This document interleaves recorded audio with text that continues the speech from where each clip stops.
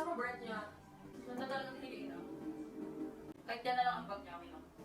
Hindi siya ganyan sa book. Naging ganyan sa book like after magkamatay no. Dapat na talaga ganun eh, kita yung transition.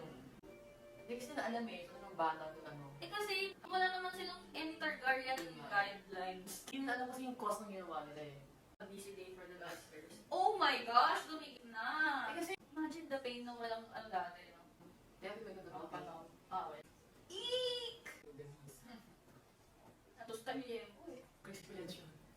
Awi sunod ko niya. Oh, parang inihaw na bangus. Again, that's what you get. Even si Megan nag-uwal mo ka dyan, ha? Pwede manahimik ka muna pag Even si Megan nag-probably pinag-fight lang sa mga ano niya. Oh, kasi know yung power na... Nabali yung pa? Inalign niya na. Kung they know naman ang power ng fire eh.